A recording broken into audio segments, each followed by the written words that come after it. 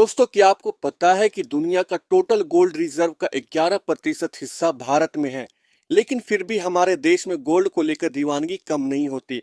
और जब बात गोल्ड में इन्वेस्टमेंट की आती है तो सबसे पहले हमारा ध्यान ज्वेलरी की तरफ जाता है।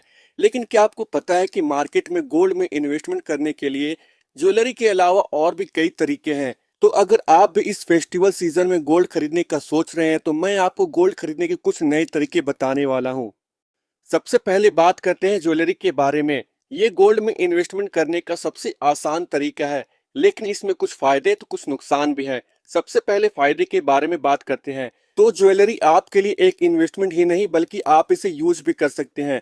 लेकिन नुकसान ये है कि जब भी आप ज्वेलरी खरीदते हैं तो उसमें आपको मेकिंग चार्ज देना पड़ता है, जो 10% से भी ज्यादा हो सकता है। इसके अलावा 3% जीएसटी भी देना होगा। और साथ ही साथ अगर आपके पास कुछ ज्यादा ही ज्वेलरी है तो आपको लॉकर लेना पड़ेगा चोरी से बचाने के लिए। तो ये बात हो गई ज्वेलरी में इन्वेस्टमेंट करने के फायदे और नुकसान के बारे में। इसके बाद गोल्ड में इन्वेस्टमेंट करने का दूसरा तरीका है फिजिकल गोल्ड।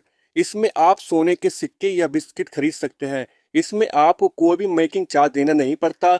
हर सोने का सिक्का BIS द्वारा हॉल मार्क दिया जाता है, जो शुद्धता की गारंटी देता है। आप ये सिक्के ज्वेलर्स, बैंक्स और ई-कॉमर्स वेबसाइट से खरीद सकते हैं। लेकिन इसमें डिसएडवांटेज ये है कि आपको इसमें भी 3% जीएसटी देना पड़ता है। और अगर आपने कुछ ज्यादा ही सोना खरीद लिया है तो इसे सुरक्षित रखने का ठिकाना भी बनाना पड़ेगा।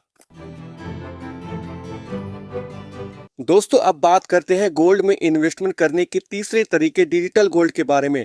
डिजिटल गोल्ड एक तरह का ऑनलाइन गोल्ड होता है जिसे आप फिजिकली गोल्ड की तरह देख नहीं सकते हैं, क्योंकि ये ऑनलाइन होता है। इसमें आप गोल्ड डिजिटली ऑनलाइन प्लेटफॉर्म से खरीद सकते हैं। और इसमें सबसे अच्छी बात यह है कि आप गोल्ड खरीदने के लिए आपको बड़ा अमाउंट की जरूरत नहीं होती है। इसमें आप 500 या 1000 रुपए से भी गोल्ड खरीद या बेच सकते हैं। हालांकि यहाँ भी आपको 3% जीएसटी देना पड़ता है। लेकिन इसमें आपको सोने की चोरी या इसे रखने का ठिकाना नहीं बनाना पड़ता, इसलिए यहाँ आपको कोई डर की जरूरत नहीं है।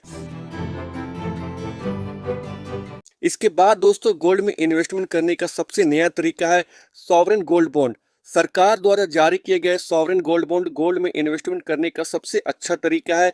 इसमें सरकार की गारंटी है तो पैसा डूबने का कोई जोखिम नहीं है। इसमें इन्वेस्ट करने का सबसे बड़ा फायदा यह है कि सोने के दाम बढ़ने का फायदा तो आपको मिलेगा ही, साथ ही साथ आपके इन्वेस्टमेंट पर 2.5% का ब्याज भी मिलेगा। दोस्तों, शेयर बाजार में दिलचस्पी रखने वाले एक और तरीके से गोल्ड में इन्वेस्ट कर सकते हैं, वो है गोल्ड ETF। गोल्ड ETF में इन्वेस्ट करने का सबसे बड़ा फायदा यह है कि आप इसे किसी कंपनी के शेयर की तरह ट्रेड भी कर सकते हैं। यानी जब गोल्ड की कीमत कम हो तो इसे खरीद कर महंगे दाम में बेच सकते हैं। इसके साथ ही यहाँ आपके गोल्ड की चोरी होने का भी डर नहीं होता। तो दोस्तों, ये कुछ तरीके हैं जिनसे आप गोल्ड में इन्वेस्ट कर सकते हैं। आपको कौन सा तरीका पसंद आया, आप हमें कमेंट बताएं। दोस्तों, मुझे उम्मीद है कि आपको इस वीडियो से बहुत कुछ सीखने को मिला होगा। वीडियो अच्छा लगा तो प्लीज लाइक करें, कमेंट करें और चैनल